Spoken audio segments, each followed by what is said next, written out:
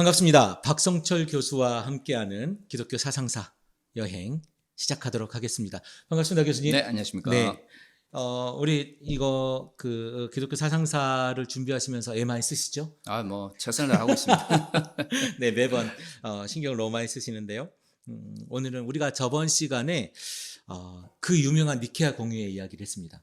그리고 오늘은 그 니케아 공의회 이후의 교부들 에 대한 이야기를 하려고 했는데 그 중에 카파도기아 버섯 마을이지 않습니까? 네, 카파도기아. 여러분 그 카파도기아 가면 그 버섯 호텔도 있고요. 그 바위에 침식이 많이 돼가지고 그렇게 됐다고 하는 그런 곳이 있습니다. 그 카파도기아 교부에 대한 이야기를 오늘 해보려고 합니다. 그 전에 우리 니케아 공의회를 한번 간략하게 교수님이 요약을 해주시면 좋을 것 같아요. 네, 뭐 니케아 공회는 이제 325년에 니케아에서 열렸고요. 당시 이제 로마는 오랜 3세기의 이제 로마의 위기라고 하죠. 군인 황제들에 의해서 혹은 힘이 있는 이제 권력자들에 의해서 로마 황제가 끊임없이 바뀌게 되고 그로 인해서 사회적으로 혼란이 있던 시기를 거치게 되고 그것이 이제 313년에 콘스탄티누스 황제가 로마를 통일하면서 기독교에 대한 이제 아량으로 기독교를 이제 공인해주는 314년 밀라노 칙령에서 기독교를 이제 공인해주는 현상과 함께 로마의 통일과 기독교에 대한 이제 공인이 되는데 문제는 그 전까지 이제 기독교가 우리가 지금까지 살펴본 것처럼 우리는 기독교 그러면 하나였던 종교적 사상 체계 혹은 흐름 이렇게 생각하지만 실제로 니케아 공의가 있기 전까지 기독교는 각 지역마다 굉장히 다양한 형태의 사상 체계, 그다음에 가치 체계로서 존재를 했었어요. 그러니까 통일되지 못한 상태에서 기독교가 이제 발전하고 있었는데 더구나 한 250년부터 한 310년 사이 거의 한 60년 가까이는 로마의 대박해 시기를 거치게 되면서 뭐 소통을 통해서 혹은 뭐 신앙 논쟁을 통해서 기독교를 단일한 사상으로 만들려고 해도 만들 수가 없는 상황이었죠. 문제는 313년에 공인을 받고 나서 그런 어떤 그 대박해의 후유증으로 서로 다른 그 교회 내 신학적 생각들이 표출되면서 갈등을 불러오기 시작하고 이게 단순한 뭐 교회 내 갈등의 문제가 아니고 기독교가 이제 공인이 되면서 로마 사회의 문제로 등장하기 시작한 거죠. 특히 뭐 지난번에도 제가 말씀을 드렸지만 그 콘스탄틴 황제가 기독교를 공인하게 된 게 단순히 신앙적 요인만은 아니거든요. 네, 정치적인 요인이 컸다. 그렇죠. 3세기에 박해가 있었지만 그 박해의 특징이 뭐냐면 박해를 엄청 심하게 받았는데 그 가운데서도 기독교인들은 꾸준히 성장을 했어요. 카타콤도 마찬가지고 좀 굉장히 독특한 현상인데 어떤 박해기에도 기독교가 꾸준히 성장하면서 이제 4세기 초로 넘어오게 되면 더 이상 기독교를 무시할 수 없는 상황이 된 거죠. 그런데 그런 어떤 그 사회적으로 로마 사회 내에서 엄청난 영향을 가지고 있는 기독교회가 서로 다른 어떤 사상 체계, 그다음에 이제 뭐 신앙에 대한 서로 다른 이해 때문에 갈등을 일으키게 되니까 그게 이제 콘스탄티누스 황제 입장에서는 로마의 어떤 갈등이나 제국의 분열로 이어질 수 있다 생각을 한 거예요. 이 콘스탄티누스 황제는 그 로마를 통일하고 나서 바로 로마 중심으로 자신이 통치를 하게 될 경우 로마에 대한 기반도 약했고 오랜 전쟁으로 인해서 로마에 대한 어떤 회의가 강했기 때문에 이제 비잔티움 이후에 이제 콘스탄티노플로 이름이 바뀌게 되고 요즘에 이제 이스탄불이죠. 터키의 수도인 이스탄불로 이제 불리게 되는 그 지역으로 수도를 옮기면서 새롭게 제국을 만들려고 했어요. 그리고 그 제국을 만드는 가운데서 니케아라고 하는 이제 로마 그 황제의 뭐 별장 비슷한 뭐 이런 곳에서 이제 거처를 두고 있었는데 너무 이제 정치적 문제가 이제 종교적 문제가 정치적 문제로 이제 비하되고 하니까 여기에 이제 로마 제국에 있는 모든 주교들을 모아놓고 기독교의 문제가 되는 이런 그 요소들을 통일하려고 한 거죠. 그 당시 이제 기독교에서 가장 큰 논쟁이 뭐 그 아리우스에 의해서 도대체 예수 그리스도가 이 땅에 오셔서 우리를 구원자라고 하는데 그 구원자로서 우리를 구원하려면 인간으로 분명히 오셨단 말이에요. 그런데 인간을 구원할 수 없다라고 하는 것은 이제 초기 모든 기독교인들에게 일반적으로 받아들이는 현상이기 때문에 예수는 인간이지만 동시에 이제 하나님이어야 되는데 그러면 그 하나님은 성부와 비교해 볼 때 육체가 없는 성부와 비교해 볼 때 성자 예수 혹은 성자 하나님은 아버지가 가지고 있었던 그 신성 혹은 그 본질과 동일할 수 있느냐라는 질문을 가지게 된 거예요. 그 아리우스는 동일하지 않다. 사람을 입었으니까. 사람을 가졌기, 육체를 가졌기 때문에 아마 이게 다양한 이제 플라톤이나 이후에 이제 시플라톤주의적 영향이 그 로마 제국에서 굉장히 강했기 때문에 그랬던 것 같고 그래서 이제 유사하다. 신성을 가지고 있으나 예수는 인간이지만 동시에 하나님과 유사한 신성을 가지고 있기 때문에 하나님이다. 그러나 하나님이지만 그렇다고 성부와 동일한 신성은 아니기 때문에 같지는 않다. 같지는 않다. 유사할 뿐이다. 이렇게 이야기를 해버린 거예요. 그게 이제 그 많은 이제 논쟁을 불러일으키게 됐고 이 문제를 해결하기 위해서 이제 니케아에서 공의회가 열리게 되는 거죠. 그래서 결론적으로는 여기서 이 아리우스를 이단으로 정죄를 해요. 이제 가장 큰 영향을 미쳤던 사람이 우리가 지난주 살펴본 것처럼 아타나시우스예요. 네네. 아타나시우스. 알렉산드리아에. 네, 알렉산드리아의 이제 아타나시우스인데, 근데 문제는 이 그 니케아 공의회의 문제가 왜 오늘 이제 중요하냐면 니케아 공의회에서 진짜 아리우스를 이단으로 정죄하고 네. 삼일체론을 깔끔하게 정립을 해버리면 솔직히 뭐 더 이상 문제가 될 것도 없는데. 그리고 굳이 이후에 이제 콘스탄티노플 공의회를 통해서 니케아 신경을 다시금 이제 수용하게 되는 그런 필요가 없고 그냥 니케아 공의회에서 신경이 이제 제출이 됐으니까 채택을 해버리면 되는데 거기서 이제 깔끔한 마무리가 없었던 거예요. 이단으로 아리우스를 정죄를 했지만 그렇죠. 그 사람을 입은 예수 그리스도가 하나님이라고 하는 이 명제에 대해서 완전히 부인할 수는 또 없었던 거잖아요. 그렇죠. 우리는 삼위일체를 처음부터 이제 당연한 것을 받아들이고 신앙생활을 하기 때문에 네. 거기에 대한 거부감이 없지만 이 삼위일체라는 개념 자체가 굉장히 형이삭적인 개념이에요. 근데 저만 해도 지금 들으면 예수님을 하나님이라고 말하는 순간 아리우스의 이야기가 맞을 수밖에 없는 거 아닙니까? 그렇죠. 이제 이게 육체 그 모든 이제 그 전제 조건이 뭐냐면 이제 육체는 영혼보다 열등하다라는 생각이 전제가 깔려져 있는 거죠. 그러니까 육체를 가지고 있어도 신성을 가질 수 있다라고 하는 생각을 우리는 지금 가지고 있잖아요.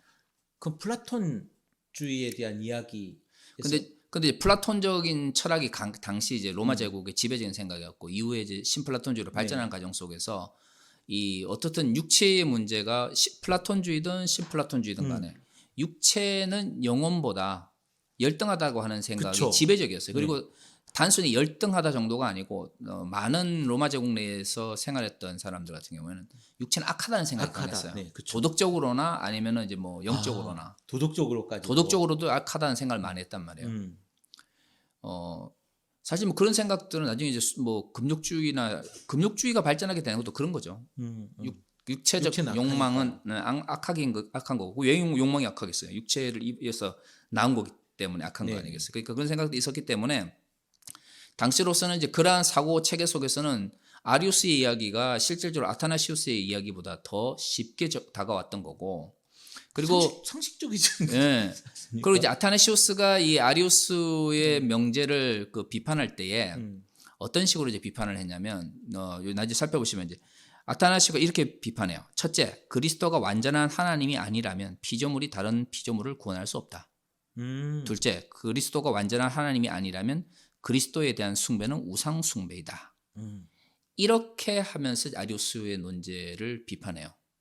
근데 이 논제를 잘 살펴보시면 알겠지만 아리우스가 이제 주장했던 것은 뭐냐면 그 이전에 오리게네스가 이야기했던 로고스론이거든요. 그러니까 로고스가 왜 이 땅에 오셔야 됐냐? 하나님 완전히 영이시고 인간 육체를 가지고서 타락을 한 존재인데 두 존재를 연결시켜 줄 수 있는 연결자로서 그 존재가 필요한데 그것이 바로 로고스다.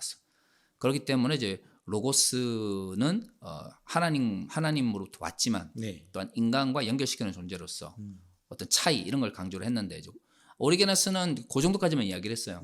근데 이제 논리적으로 조금 더 나가게 되면 아리우스처럼 고로 육체를 가진 연결자이기 때문에 신성 하나님이시다 할지라도 신성에 있어서는 아버지와 동일할 수 없다 이런 이야기가 될 수 있거든요. 그 밑에서 배웠던 아타나시우스가 지금 스승을 불정한 거 아닙니까?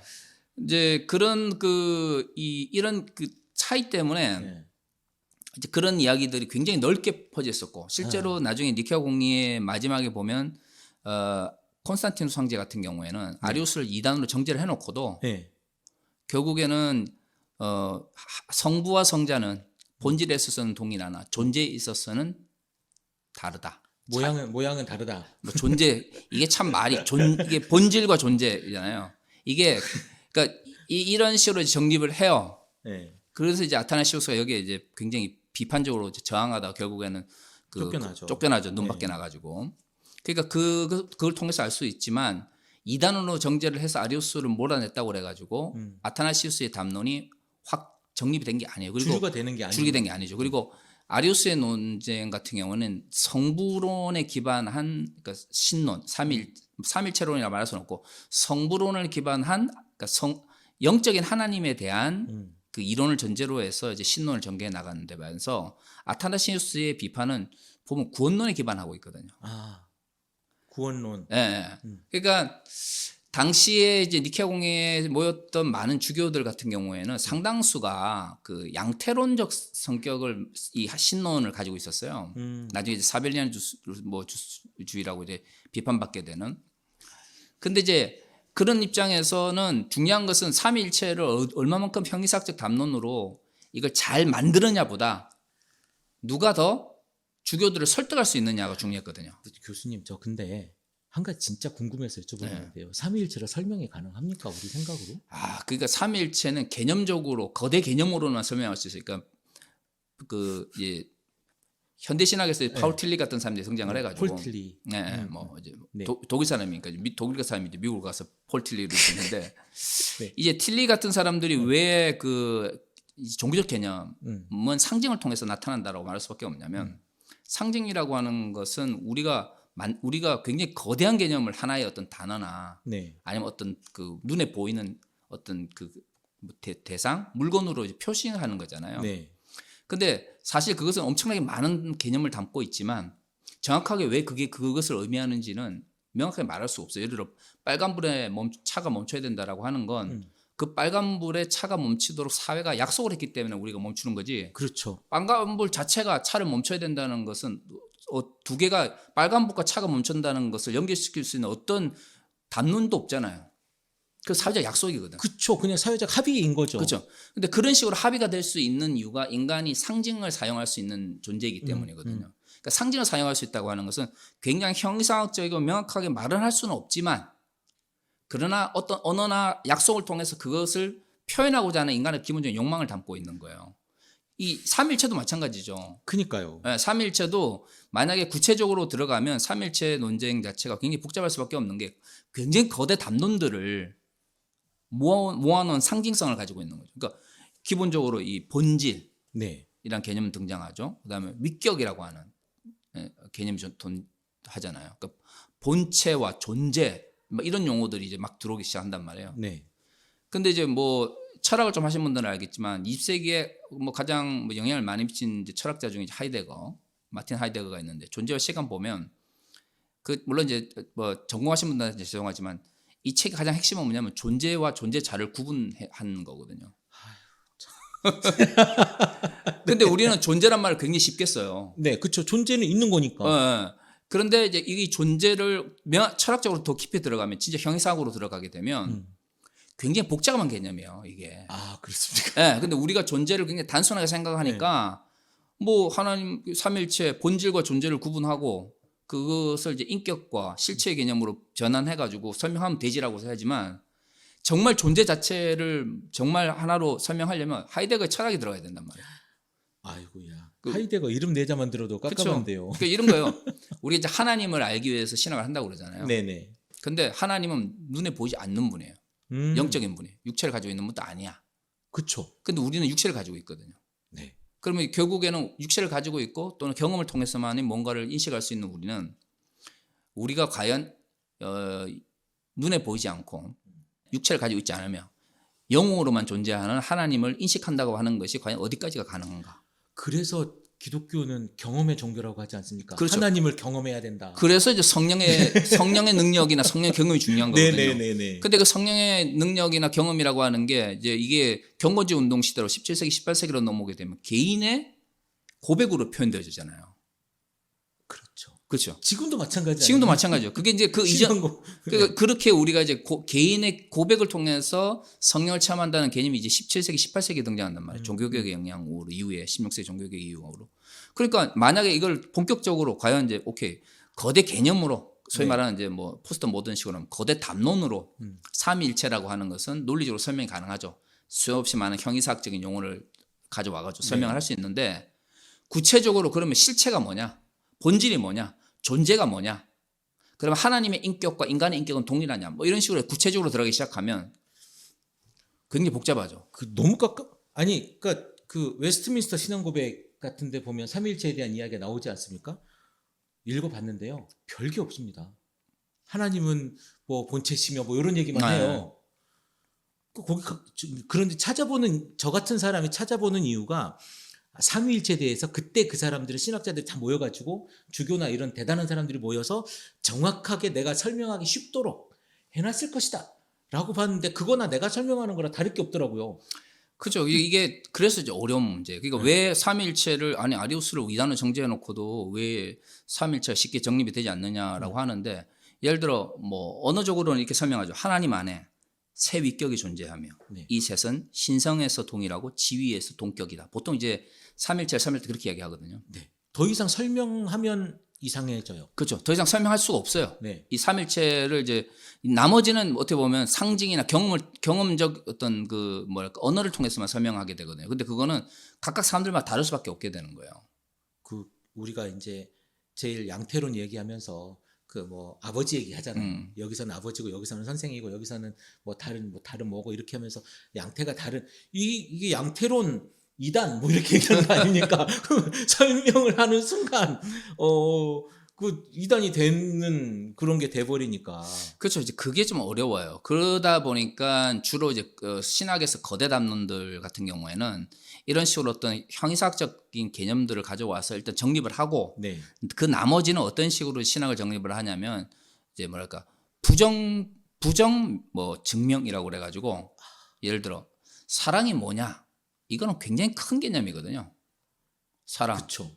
뭐 사랑 오래 참고 온유하고 불의와 타협하지 않고 엄청 설명 많이 했는데 그러면 고린도서 13장에 있는 사랑만으로 성경에서 말하는 사랑을 다 설명할 수 있느냐? 그건 또 아니잖아요. 그죠? 그런데 그렇게 거대 개념일 경우는 그 반대, 다시 말해 사랑이 아닌 게 뭐냐를 설명하는 것은 좀 더 쉬워요. 그래서 너무 크니까 사랑이 사랑이 너무 크니까. 네. 그걸 이제 부정증명 방법이라고 하거든요. 아. 그러니까 이제 이런 거대 개념들의 시대, 소위 말하면 신경의 시대라고 하죠. 크레도의 시대, 카케동 공예 451년 이제 450년에 그 카케동 공예 이전까지의 그 크레도의 시대, 신경의 시대에서는 일단 그 시대에서 최대한 사용할 수 있는 형이사학적인 개념들과 담론들을 다 가져와 가지고 일단 기본적인 정립을 하죠. 크게. 그러면 그때보다 지금이 더 쉬운 거네요. 뭐 다 가져와가지고 그걸 설명을 했으니. 그렇죠. 그 세계관도 더 커지고 했기 네. 때문에 아니면은 그때는 이게 엄청 중요했는데 네. 아니면 그 이후에는 그게 중요하지 않은 경우가 있는 거죠. 예를 들어 육체가 악해야만 뭐 그리스도의 십자가나 이런 것이 이제 중요해지는 시대가 있었는데 육체를 굳이 하나님이 육체 안에 거하는 것 자체가 굳이 악하다는 개념으로 다가오지 않는 시대에는 그걸 그렇게 설명할 필요가 없으니까요. 네네. 예. 그러니까 이제 이 아리우스 논쟁도 마찬가지죠. 아리우스의 어떤 그 아리우스를 이단으로 정죄했던 사람들도 삼일체가 그럼 구체적으로 뭐냐를 정확하게 모르고 있었어요. 왜냐하면 제가 앞에서 말씀드린 하나님 안에 세 위격이 있고 네. 그들은 뭐 신성에서 동일하며 권위에서 지위에서 동격이다. 이것도 오늘 우리가 다루게 될 그 카파도기아 교부들에 의해서 정립이 된 거거든요. 이 큰 동그라미가 하나님이면 이 안에 작은 동그라미가 3개 있는 거 이것도 틀린 얘기인 거잖아요. 근데 이제 그 인격이죠, 인격. 그래서 이제 그 보면 나중에 왜 많은 분들이 이제 왜 아우티누스도 있고 네. 그다음에 뭐 삼일체 담론은 테르텔누스에서도 정립이 됐고 네네네. 그쵸. 아타나시우스도 있고 네. 근데 왜 굳이 삼일체 담론을 다룰 때 이제 카파도기아 교부들을 다뤄야 됩니까? 이렇게 이제 이야기를 많이 하시는데 우리가 이제 카파도기아 교부들을 왜 다뤄야 되냐면 이 동방교회하고 서방교회가 네. 이 니케아 공예 이후부터 이제 서서히 분열이 일어나기 시작하거든요. 그쵸. 분리되기 시작해요. 네. 근데 그 가운데서 삼일체론 담론에 영향을 미치는 사람들이 등장하게 된다는 거예요. 서방교회는 주로 이제 테르타누스에 의해서 라틴어로 정립이 되었던 그 삼일체 담론을 이후에 이제 아우구스티누스라고 하는 정말 위대한 신학자가 등장을 해가지고 그 개념을 기반으로 삼위일체론을 정립을 해요. 그래서 네. 라틴 신학이 정립이 되죠. 예, 라틴 신학이 정립이 돼요.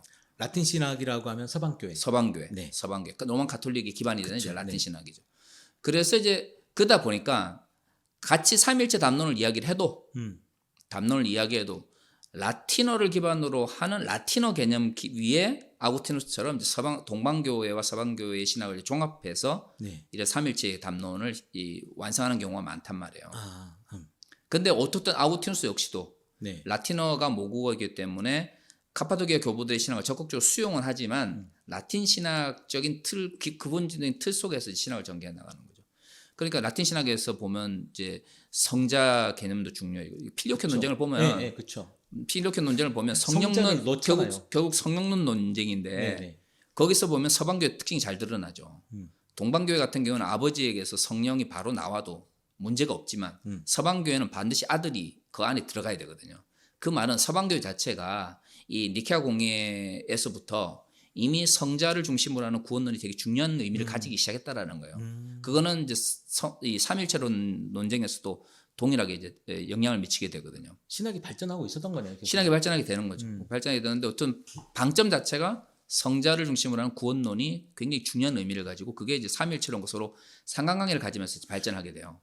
잘 모르는 제가 이렇게 이해를 잠깐 해도 되는지 여쭤보겠습니다. 그러니까 이게 구원론에 입각한 삼위일체론이냐 아니면 신의 존재, 그러니까 하나님에 대한 것을 중심으로 한 삼위일체론이냐에 따라서 살짝 지금 뉘앙스가 다른 것 같거든요. 그렇죠. 그러니까 흔히 말하는 존재론적인 의미의 삼일체론이냐 네. 아니면 구성론적 측면에서 삼일체론이냐가 이제 이 시기에 슬슬 이제 구분되기 시작하죠. 다른 것 같아요. 좀 다르죠. 네. 그런데 이제 봄씨마겠지만 그 카파도키아 교부들 같은 경우에는 니케아 공예에서 가장 중요했던 주제가 성령이 도대체 어떻게 아버지로부터 나오느냐, 발출하느냐이거든요. 그때는 사실 성령에 대해서 관심이 별로 없었어요. 없었는데 아리우스를 이단으로 정제를 해놓고 나니까 이제 삼일체론을 정립을 해야 되는데 네.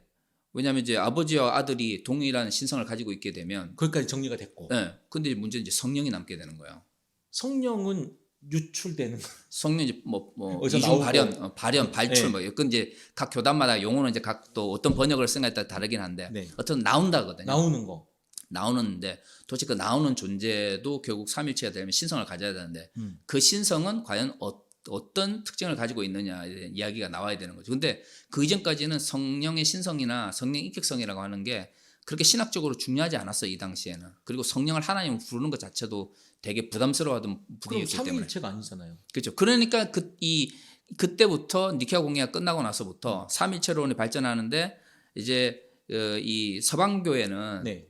여전히 아리우스 영향이 크고 그 다음에 이제 필리오케아 논쟁에서 알 수 있는 것처럼 구성론, 예수 그리스도 성자 예수 그리스도의 구원에 기반한 이 삼위일체론 혹은 구성론에 기반한 삼일체론이 중요하다 보니까 그 성령론 역시도 이제 그런 관점에서 발전하게 되는데 카파도키아 교부들 나중에 이제 지도를 보시면 카파도키아가 지금의 터키 그 과거의 소아시아의 가운데 지금 네. 터키 이스탄불에서 이제 동쪽으로 이렇게 있단 말이에요. 네네네.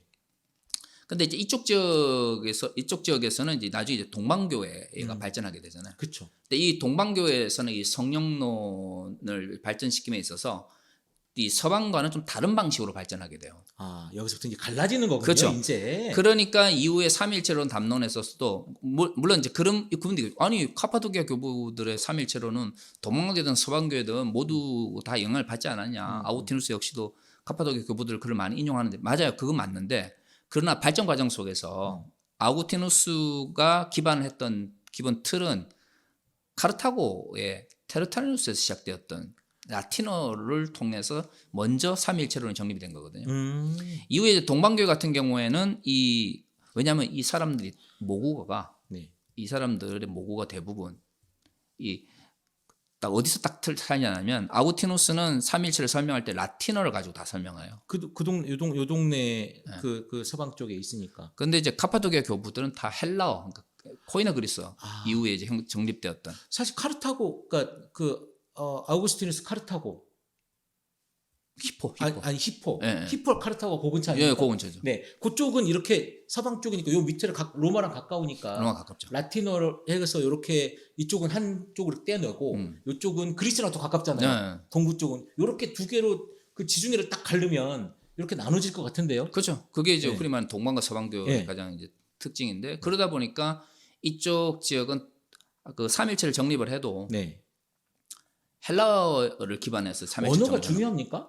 언어가 중요하죠. 왜 그러냐면 니케아 공의 필리오케 논쟁이 생기게 된 게 니케아 공의에서 니케아 신경을 이제 제출했잖아요. 네, 아버지에서 나온다. 근데 채택이 안 됐어요.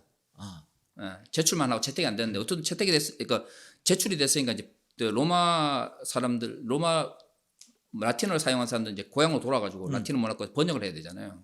이거를 이제 채택은 안 됐지만 이거를 이런 게 알려줘야 나왔다. 되니까. 이런 게 나왔다. 네, 그거는 공의에서 나온 거니까. 그렇죠.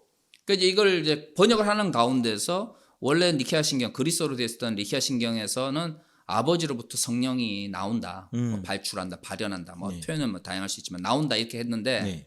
당시 아리우스의 영향도 크고 그 다음에 성자를 중심으로 하는 신학적인 어떤 흐름이 굉장히 강했던 네, 네. 이 라틴 신학 혹은 서방교 입장에서는 네. 성령이 아버지로부터 그냥 들렁 나오면 성자의 신성 자체가 약해지는 거예요. 아무리 아리우스를 이단으로 정죄해도 니케아 공의에서 완전히 그 성자의 그 성자의 신성이라고 하는 게 신성이- 정립이 안 됐죠. 근데 사실은 그 아리우스를 이단으로 이렇게 정죄하면서 성자가 인간의 몸을 입었을지라도 사람의 몸을 입었을지라도 하나님과 동일한 본질이다라고 하는 거는 인정한 거 아닙니까? 그죠. 근데 콘스탄티누스 황제가 본질에 있어서는 동일하나 존재에 있어서는 다르니까. 그런 식으로 이제 그 그럼 성령, 타협안을 만든 거죠. 성령이 예수님으로부터 나오면 안 되는 거네. 근데 이제 그러니까 이제 이쪽 입장에서는 완전히 정립이 안 된 상태에서 네. 여기 성자를 집어넣으면 네. 복잡해지는 거예요. 그렇겠네요. 황제가 지금 분명히 존재는 다르다고 다르다라고 했는데 했는데 여기에서 성령이 나와버리면 그럼 도대체 본질이 다르고 본질은 동일하고 존재가 다른데 그럼 성령은 아버지부터 아들이 나오는 건 오케이 괜찮은데 그럼 아버지와 아들로 거쳐서 나오면 성령은 그럼 아버지와 동일할 수 있느냐 이렇게 들어갈 수 있는 아버지와 거죠. 아들이 일단 다르니까. 그 콘스탄티누스 황제는 그렇게 정립을 네, 했으니까. 그러니까 이제 아예 그 니케아 신경에서는 아버지로서 나온다고 했는데 문제는 이제 서방교 입장에서는 지금 아리우스 영향력이 뭐 이만큼 있고 네. 성자의 신성이라고 하는 게 완전히 정립이 되지 않으면 서방 신학 자체가 위기에 있는데 그러니까 이제 이걸 번역하는 가운데서 라틴어로 원래 이제 헬라어에 없던 아들로부터라는 말 그리고 아들로부터 필리오 하면 아들로부터 네. 케 하면 그리고 이거를 집어넣은 거예요. 그러니까 언어라고 하는 게 아무것도 아닌 것 같아도 왜 그러면 이제 왜 굳이 이 카르타고의 그 카파도기아 교부들이 삼일체론을 엄청 잘 정립을 했는데 네. 아우구티누스는 왜 굳이 이걸 하고 테르투리누스를 같이 함께 연구하면서 자기만 독특한 삼일체론을 정립을 하잖아요. 그러니까 그쵸. 언어라고 하는 게 되게 중요하죠. 아니 그러면 니케아 공의회를 통해서 통일하고자 했는데 콘스탄티누스 황제 때 그럼 사실은 완전히 실패한 거 아닙니까? 이게 제국이 둘로 갈라지게 생긴 형국으로 만들어버린 거 아니에요, 그게? 어떤 정치적으로는 일단 아리우스 정제를 했으니까. 네, 그러니까 논란이 생긴 건 뭐냐면 아리우스를 따르는 사람이 엄청 많고 네, 그다음에 아리우스를 반대하는 사람도 엄청 많기 때문에 문제가 생기는 거잖아요. 정치적으로 일단 이단으로 그러니까 아리우스의 이론은 콘스탄티누스 황제 입장에서는 뭔가 맞는 이게 것 좀 더 같아. 맞는 것 같아. 그런데 이제 아타나시우스처럼 이제 구원론적 측면에서 비판을 딱 해버리니까 양태론적 생각을 가지고 있었던 주교들 입장에서는 그러네 논리적으로 만약에 저거를 놔둬버리면 그러니까 신론은 어떤 형식으로인지 뭐 자기들도 삼일체가 뭔지 잘 모르는 상태이니까 뭐 그런 또 형식적 이야기를 하면 넘어갈 수 있는데 네, 아타나시우스처럼 딱 구원론 쪽으로 딱 접근을 해버리니까 네. 그 또 다른 얘기가 되는 그렇죠. 거죠. 만약에 저걸 놔둬서 만약에 저 논리 아리우스의 논리를 기반으로 구원론을 정립하려고 해버리면 아타나시우스의 말이 맞거든요. 그렇죠. 예.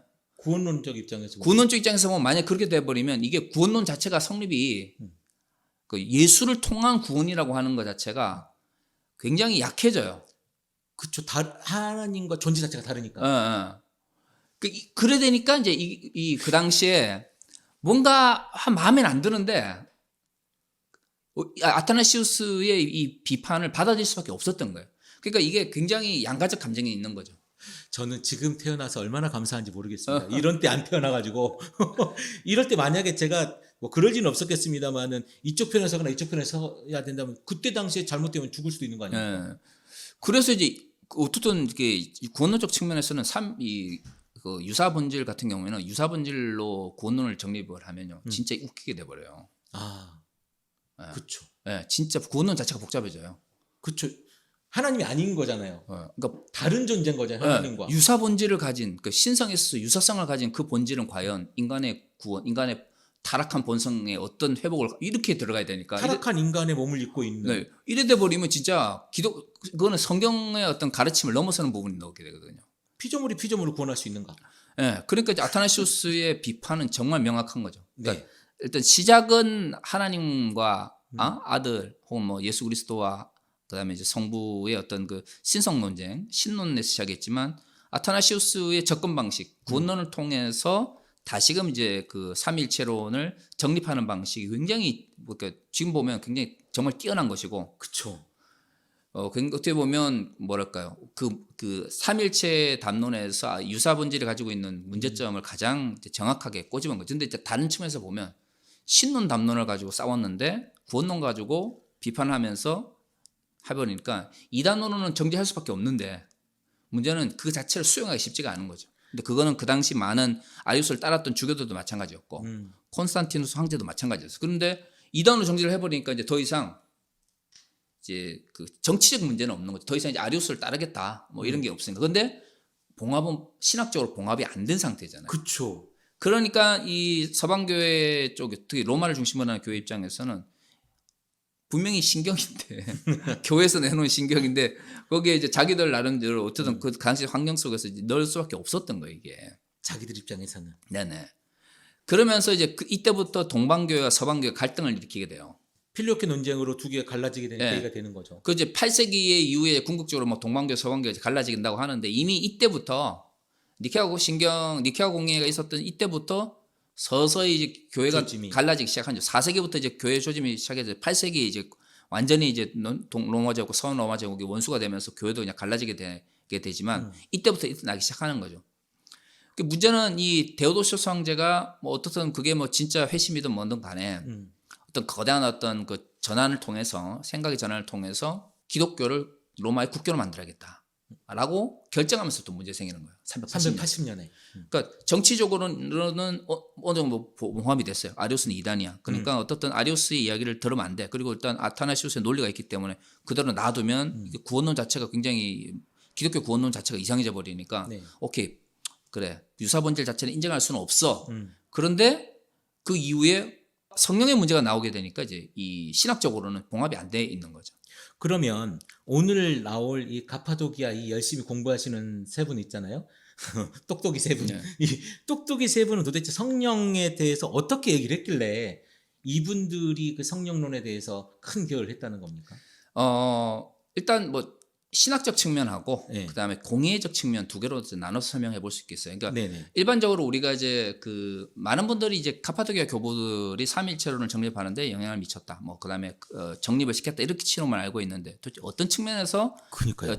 접근했느냐가 제일 중요한데요. 그러니까 이 카파도기아 교부들은 성령론을 정립하면서 삼위일체론을 정립을 했어요.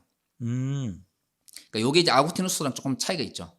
그러니까 하나님과 그 아들에 대한 것은 이미 정립이 됐으니 이제 성령에 대한 것을 정립을 하고 1, 2, 3을 맞춘 거네요. 네네. 그러니까 이 이후에 이제 보면 알겠지만 이 세 명의 공통점, 물론 이제 신학적 차이도 있지만 공통점이 있다 그러면 네. 삼위일체론을 엄청 중요하게 생각했고 신학적인 핵심으로 찾았는데 그 삼위일체론을 정립하는 과정에서 성령론이 엄청 중요하게 들어가요.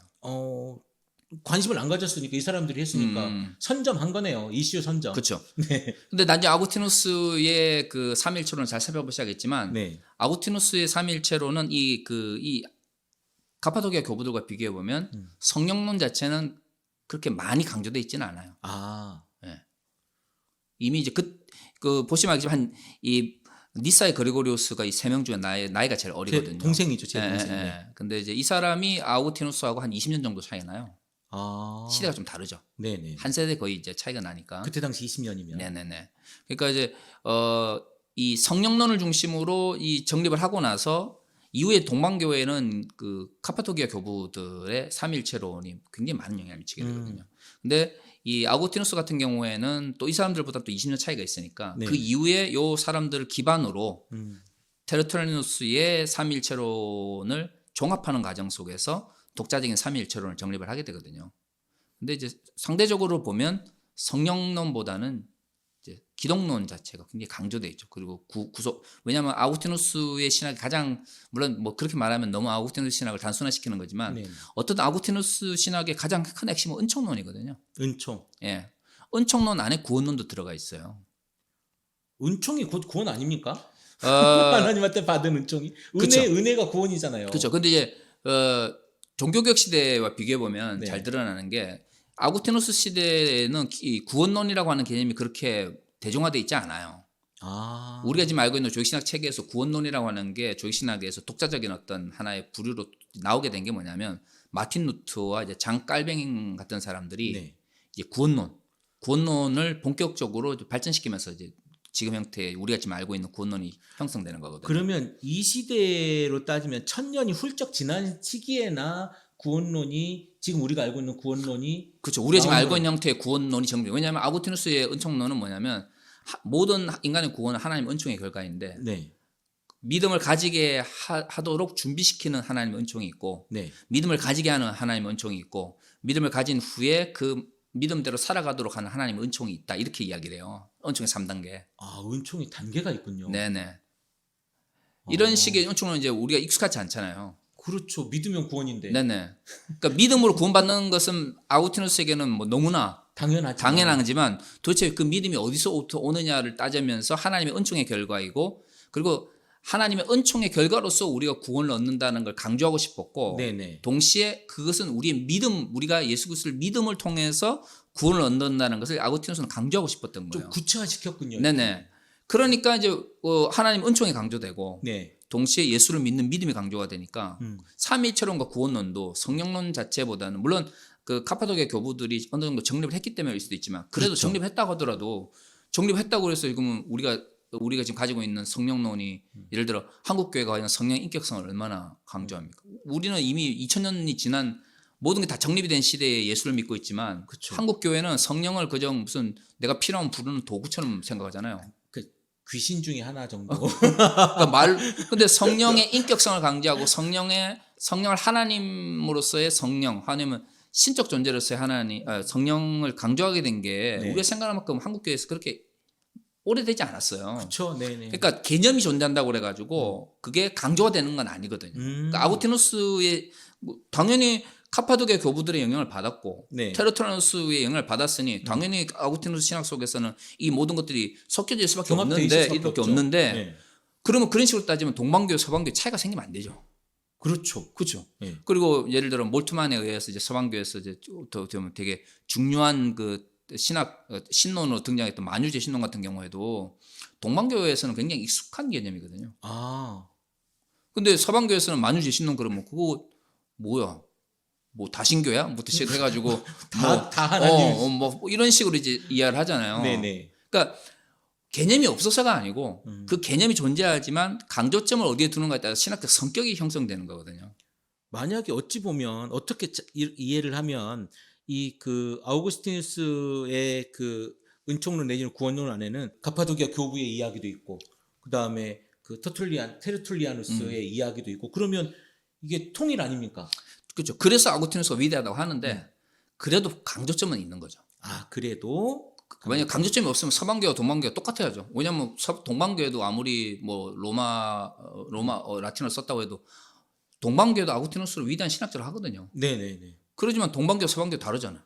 그리스 정교회하고 전혀 다르죠. 러시아 정교회 똑같이 정교회인데 그럼 네. 정교회 그것도 다르죠. 네네. 그다음에 정교회 내에서도 좀 더 차이가 있어요. 카톨릭 내에서도 차이가 있죠. 그러니까 그런 차이들은 개념이 없는 게 아니고 그 교회나 그 시대가 어떤 개념과 어떤 담론을 중요하게 생각하느냐에 따라서 특정되어지는 거거든요. 그러면서 보면 카파도기아 교부들이 대단히 중요하다고 이야기를 하지만 우리가 별로 카파도기아 교부들의 이야기를 많이 못 들어본 것은 그렇죠. 카파도기아 교부들이 동방교에 미친 영향하고 카파도기아 교부들이 서방교에 미친 영향력이 또는 강조점이 혹은 관심이 서로 다른 거죠. 그 정교회를 가면 바실리우스, 대바실리우스 이런 분이 있고요. 그리고 그레고리우스 이런 뭡니까 이콘 이런 거 있습니다. 맞아요. 네, 이 특히 나지안주스의 그러니까 예를 들어 그 카파도키아 교부 그러면 나지안주스의 그레고리우스, 네. 그다음에 뭐 카이세리아의 뭐 바실리우스. 바실리우스 혹은 이제 대바실리우스라고 네. 부르고 그다음에 니사의 그레고리우스 이렇게 세 명을 이제 들 수가 있는데 이 사람들은 이후에 그 로마 제국의 갈등을 해결하기 위해서 이런 신학적인 문제가 생긴 것이 그 60년은 또 해결이 안 된 상태에서 계속 갈등하고 있었단 말이에요. 그렇죠. 그런데 이제 480년에 데오도시우스 황제가 기독교를 국교로 만들고 나니까 이런 신학적 갈등들이 로마 사회 갈등으로 완전히 나타날 수 있기 때문에 381년에 네, 국교를 선포하고 1년 후인 381년에 콘스탄티노플 공의회를 열어서 네. 니케아 신경을 이제 채택을 하고 확정지어야죠. 확정짓죠. 네. 그리고 니케아 신경과 다른 이야기를 했던 수없이 많은 그 사람 아폴리나리우스주의라든가 사벨리누스주의라든가 혹은 양태론 네. 혹은 뭐 예를 들어 뭐 아폴리나리우스 같은 경우는 뭐 그럼 왜 예수가 그 메시아인데 육신을 가지고 있는 존재인데 왜 동시에 하나님이면서 본성이 본질에 있어서 동일하냐고 할 때 인간의 영혼이 로고스로 대체되었다 이런 식으로 설명하거든요. 깜깜한 양반들 너무 어렵습니다. 그러니까 이제 그런 이야기들을 이제 막 하면서 이제 이걸 풀려고 했었어요. 근데 그러니까 60년 가까이 해결이 안 되는 거죠. 이런 이단들도 있고 막 다양한 이야기가 있으니까. 근데 이제 국교가 됐어. 네. 더 이상 이단이나 다른 생각이 이제 다르면 죽음이야. 안 돼. 국교기 때문에. 네, 다르면 죽음이거나 이단이거나. 그걸 이제 통일하기 위해서 이제 콘스탄티노플에서 공의회가 열리는데 라잔주스의 그리고리우스가 거기에 주교였어요. 아, 그렇죠. 총주교. 그만큼 그 당시에 이 카파도키아 교부들의 영향력이 얼마나 컸는지를 알 수가 있는 거죠. 왜 하필이면 콘스탄티노플에서 물론 콘스탄티노플이 수도이긴 하지만 네. 그 이전에도 다른 데서 많이 열렸잖아요. 그렇죠. 칼케동 같은 경우, 사케동은 신경 같은 경우에는 전혀 정말 구석에 있는 그쵸. 그런 데서 열리게 되는데 그만큼 이런 국교 이후에 국교를 만든 이후에 콘스탄티노플을 중심으로 하는 동방교회의 영향력이 엄청 이제 커지게 되면서 거기서 이제 니케아 신경을 이제 채택하게 되는데 그 공의회를 이 나잔주스의 그리고리우스가 주교로 있던 콘스탄티노플에서 열게 되는 거예요. 그리고 거기서 결국에는 당시 이제 니케아 신경과 뭔가 갈등을 일으키는 수없이 많은 삼위체에 대한 설명들을 다 이단으로 정제를 해버리죠. 그러니까 이 지금 가장 중요한 거는 이 나지안주스의 그레고리우스라고 하는 이 갑바도기아 교부가 그렇게 수십 년 동안 난리치고 싸우고 이단으로 만들고 있던 이 삼위일체 교리의 정점을 이제 이게 전부예요. 끝. 이거 한 사람이네요. 네네, 그렇죠. 아, 이 사람이 이제 어마어마한 사람이네요. 네, 근데 이제 이 사람이 이제 그 영향력 측면에서는 당시 뭐 카파도키아 교부 중에 가장 컸지만 네. 이 사람 신학적으로는 그 카실리아의 그 바실리우스 혹은 대바실리우스라는 네. 사람이 가장 뭐랄까 논리적이면서 가장 영향이 컸어요. 맨 처음에 시작한 거잖아요. 예. 그래서 이제 흔히 이제 콘스탄티노플 공의회에서 정립된 그 삼일체로는 대바실리우스가 신학적 기반을 놓은 거죠. 특히 이제 이 그 대바실리우스 같은 경우는 아예 성령론을 중심으로 이 삼일체론을 아예 정립을 하는데 네네. 굉장히 이론적으로 가장 영향을 많이 미쳤죠. 나중에 뭐 동방교회에서 대바실리우스라고 그렇죠. 불리는 이유가 뭐겠어요? 대는 아무나 안 붙이고 우리가 세종 대왕 할 때 왕 그냥 그렇죠. 대왕 아무나 하게 대왕 붙여주는 거 아니거든요. 대왕 영조도 대왕이라고 하죠. 뭐 영조 그러니까 대왕이라고 하는. 어쨌든 뭔가 이렇게 후대 사람들이 네, 어마어마한 뭔가 이제 붙여줄 때는 네네. 붙여줄 때는 뭔가 그 나름 다 이유가 있는 거예요. 그쵸. 그만큼 이 사람의 신학적인 어떤 깊이가 있었던 거고 이제 니사의 그리고스 같은 경우는 이제 니사의 대바실리우스의 그레고리우스. 동생인데 어떻든 이 사람들보다 이제 나이 차이가 있으니까 마지막에 이제 이런 우리가 지금 일반적으로 알고 있는 삼일체론을 정립하는데 근데 우리가 알고 있는 삼일체론을 정립하는 데 영향을 미친다 이러면 뭐 새로운 이론이나 이렇게 많이 보시는데 많은 분들이 물어봐요. 이분들 연구해봤더니 지금 우리가 알고 있는 삼일체론하고 별로 다를 게 없던데 이런 얘기 많이 하거든요. 그럴 수밖에 없는 게 이 그 삼일체론을 이 당시에 정립을 한다고 하는 것은 네. 없던 것을 만들어내는 게 아니고 이제 이미 그 논쟁은 끝났을 때지 않습니까? 왜 얘가 이단인지를 정리해 주는 거예요. 그러니까 기준을 딱 정해놓고 기준이 이건데 네, 여기 다 뭐가 다른지. 그러니까 왜 이 사람 그러니까 여기 보면 이 사람들 이론을 보면 다 비슷해요. 공통점은 성령론을 정립하면서 삼일천론을 완성한 사람들인데 네. 이제 앞에 한 사람은 교회적 영향력 측면에서 삼일천론을 정립하는 데 영향을 미쳤고 네. 데바시우스 같은 신학적 측면에서 영향을 미쳤고 니사이 거리오스 같은 경우에는 그렇게 정립된 니케아 콘스탄티노플 신경을 기반으로 해서 네. 그 이후에 나타나고 있는 아니면 그 동시대에 그와 상반되거나 대립하는 이론들이 왜 이단인지를 증명함으로써 이 세 사람에 의해서 우리가 지금 일반적으로 알고 있는 이제 삼일체론이 이제 정립되었다고 보는 거죠. 그러니까 뭔가 딱 체계를 만든 사람이네요. 그렇죠. 체계를 이들에 만든- 의해서 체계가 완성된 거예요. 아우 똑똑이 똑똑이 세분 공부를 너무 많이 했어. 아니 심지어 바실리우스 이 양반 같은 경우는 뭐 유학을 엄청 많이 한 사람 아닙니까? 아, 그렇죠. 네. 아마 그런 그 다양한 문화에 대한 이해가 네. 그 삼일천론처럼 정말 거대한 그 뭐랄까 형이삭을 담아내는 데 필요한 그런 경험들 아니면 그런 통찰력 이런 걸 막 키우는 데 영향을 미쳤을 것 같아요, 아마. 아마 이 바실리우스의 유학 시절이 아니었으면 그 나지안수스의 그레고우스가 이렇게 크지 않았을 수도 있습니다. 뭐 그럴 수도 있겠죠. 뭐 물론 이제 면이 있지만 그렇다 면이 있지만 아테네에서 둘이 또 만나고 친하고 지내고 거기서 또 토론하고 그랬을 거 아닙니까? 아테네 얼마나 토론의 장소입니까? 맞아요. 거기서 만나고 했기 때문에 돌아와가지고 우리 한번 같이 뭘 해보자라고 하고 그리고 이 사람에게 또 주교라고 하는 뭐 이런 것도 같이 해보자라고 하면서 뭔가 이 사람한테 그 주교 자리를 줄 때는 열심히 뭔가 해보자라고 하면서 하지 않았겠습니까?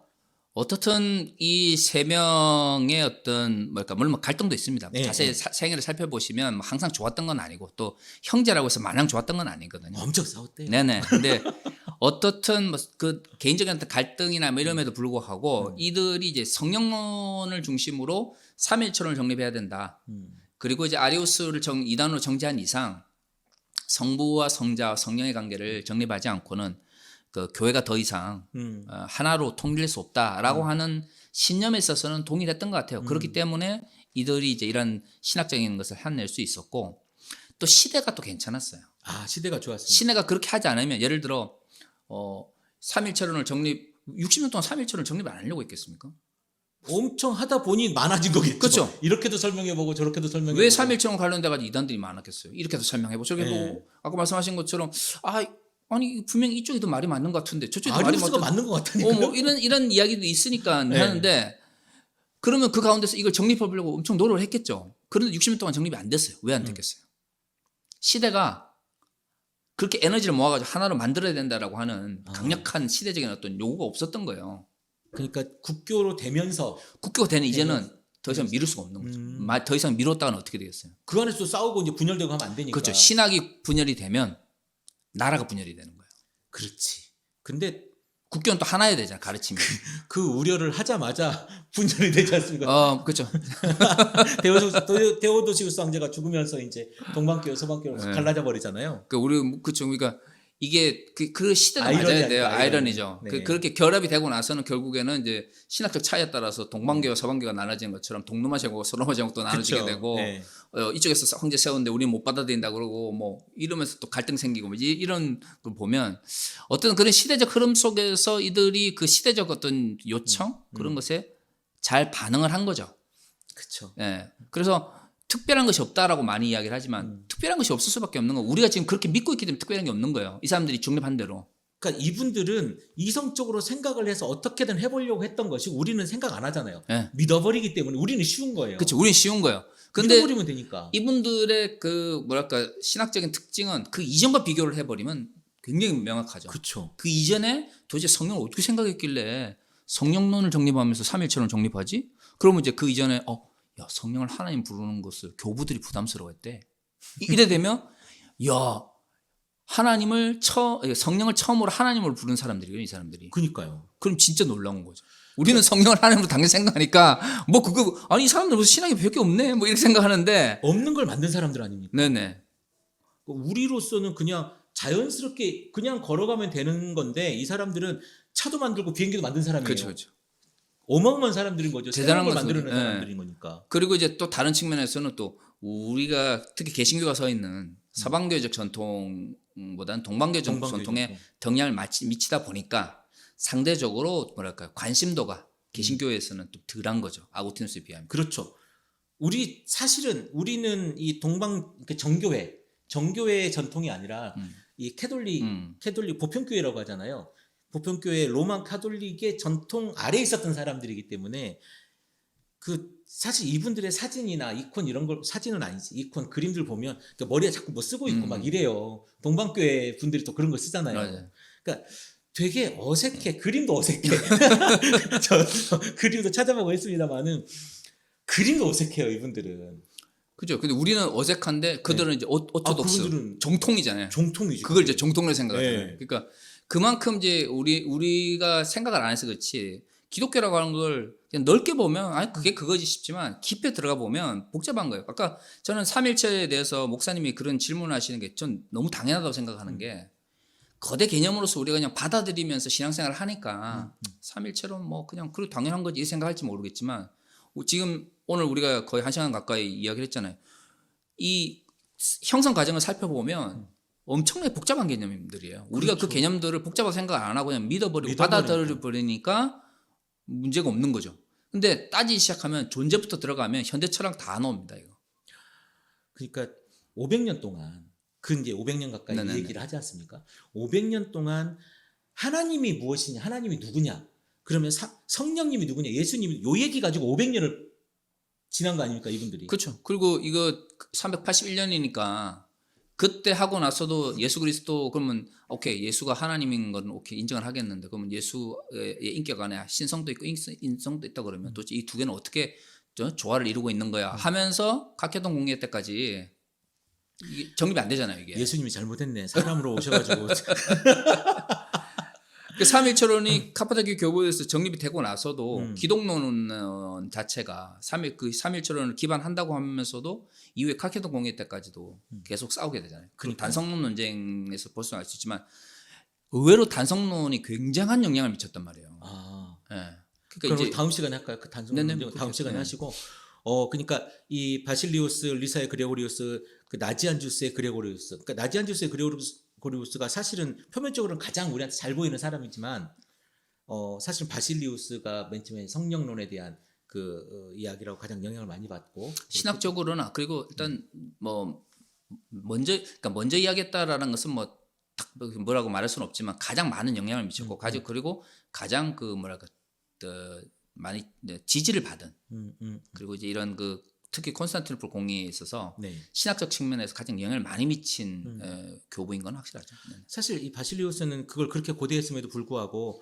콘스탄티노플 공유회 몇 개월 전에 죽었지 않습니까? 사실 안타깝게 그러니까 해방을 보지 못하고 죽은 뭐 그런 분인데 어쨌든 나지안주스의 그레고리우스가 삼위일체 논쟁에 딱 도장을 마무리한 이런 아주 대단한 인물이다 정도 알면 될 것 같습니다. 네네. 맞습니까? 아 그렇죠. 그러니까 사실 이게 제일 중요한 거잖아요. 그 이론 세 명에 의해서 만들어졌는데 한 사람은 이론을 음. 한 사람은 그것을 정립하는 것을 그리고 한 한 사람은 사람은 정립하고 나서 그것을 가지고 이후에 잘 정리해서 이상한 이야기하는 사람들 다 요것만 정리하고 진짜고. 이것이 삼일체론이다라고 정립한 이렇게 보시면 되죠. 네.